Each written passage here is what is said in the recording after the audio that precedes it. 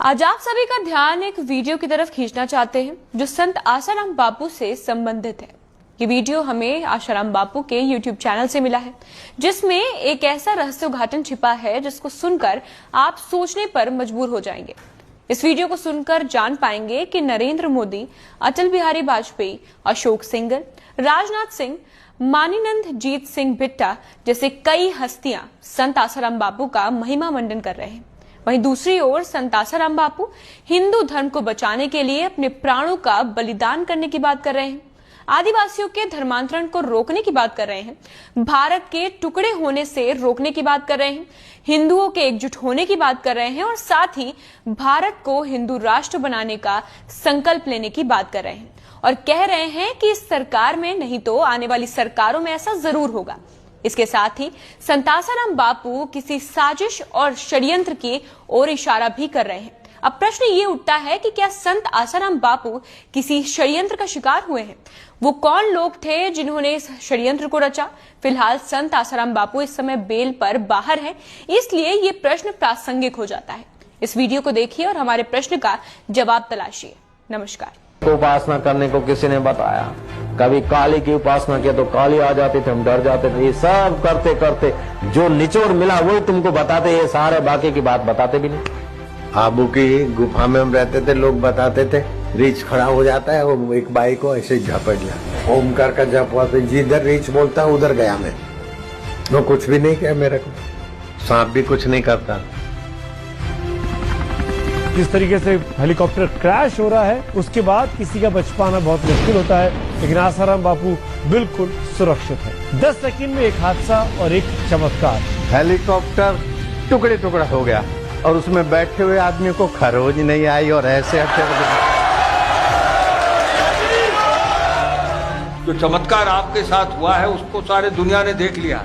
चमत्कार है क्योंकि आज तक बचा ही कोई नहीं, हेलीकॉप्टर से तो कोई बचा ही नहीं। इतनी बड़ी दुर्घटना हेलीकॉप्टर के माध्यम से हुई और परम पूज्य आसाराम बापू और उनके सहयोगियों का बाल बांका भी नहीं हो पाया।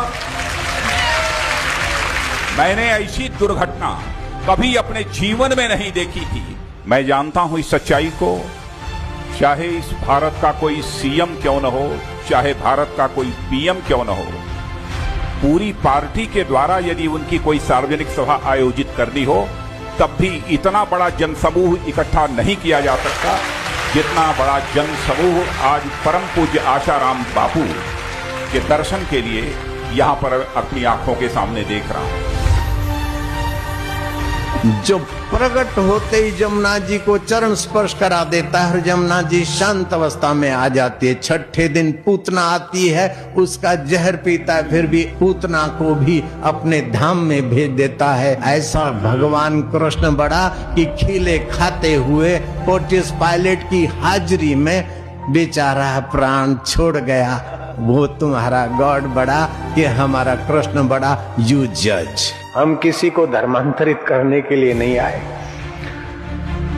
लेकिन जो धर्मांतरित हो गए प्रलोभनों से या इधर उधर किसी षड्यंत्रों के शिकार बन गए और वो घर वापस आते हैं तो तुम्हें आनंदित होना चाहिए, तभी तुम्हारा भारतवासी कहलाने का अधिकार बनता है।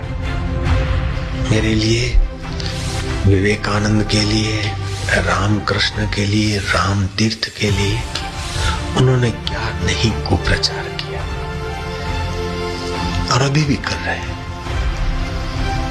लेकिन मैं इन बातों को सबको सहता हुआ भी अपनी संस्कृति पर कुर्बान हो जाऊंगा, शूली चढ़ जाऊंगा, लेकिन हिंदू धर्म की सेवा मैं नहीं छोड़ता। हिंदू सहिष्णु है, उदार है, ये बात सब अच्छी है, लेकिन हिंदू मूर्ख नहीं है, कायर नहीं है। और जब जब इस संस्कृति पर आक्रमण हुए हैं तब तब जैसे समुद्र की लहर पीछे लौट जाती है और जब आती है तो और वेग से आती है। ये भारत की लहर फिर वेग से आने वाली है। भारतीय संस्कृति की रक्षा करना तुम्हारा हमारा सभी का कर्तव्य है कि नहीं है? पूज्य बापू जी सारे देश में भ्रमण करके जागरण का शंखनाद कर रहे हैं, अच्छे में और बुरे में भेद करना सिखा रहे हैं। हमारी जो प्राचीन धरोहर थी और जिसे हम भूलने का लगभग भूलने का पाप कर बैठे थे, उस धरोहर को फिर हमारी आंखों के आगे रखा। तो अपने अपने इलाकों में सावधान रहो। आपके हिंदू भाइयों को भोलों को लोग भी धर्मी बना दे, फिर उनके बच्चे तुम्हारे दुश्मन हो जाएंगे। इन लोगों की चाल है कि देश में टुकड़े टुकड़े करा देना। हमारा देश अखंड रहेगा, क्यों नहीं रहेगा? हम लोग मिलकर एक दूसरे को ज्ञान के रास्ते ले जाएंगे, एक दूसरे को मदद करेंगे, एक दूसरे को बचाएंगे, अखंड रखेंगे अपने देश को। क्यों टुकड़ा टुकड़ा होने देंगे हम? किसी से मिलने और बातचीत करने के लिए शंकराचार्य को रोकना और उनको चारों तरफ घेरे में बनाए रखना, मानसिक त्रास देना, ये उनकी पीड़ा उनकी नहीं रही। सारे हृदय पीड़ित हैं।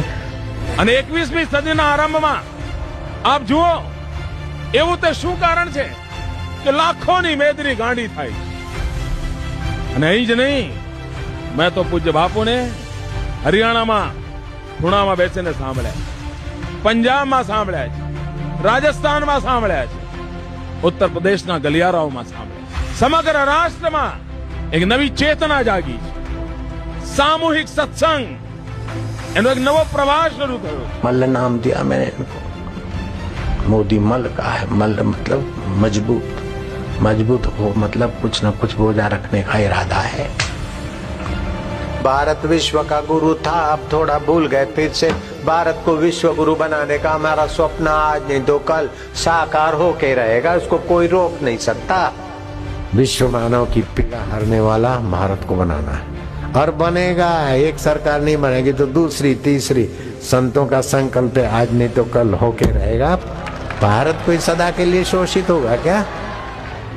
जिन्होंने भी गीता पढ़ी है और भारतीय संस्कृति का अध्ययन किया है, उन्होंने हृदय पूर्वक इस भारतीय संस्कृति का गुणगान किया है।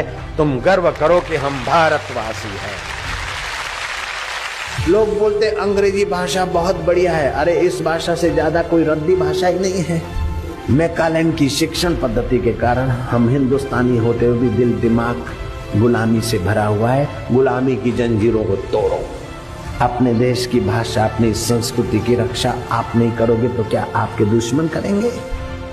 अब सभी भारत के हितैषियों को एकजुट होना पड़ेगा।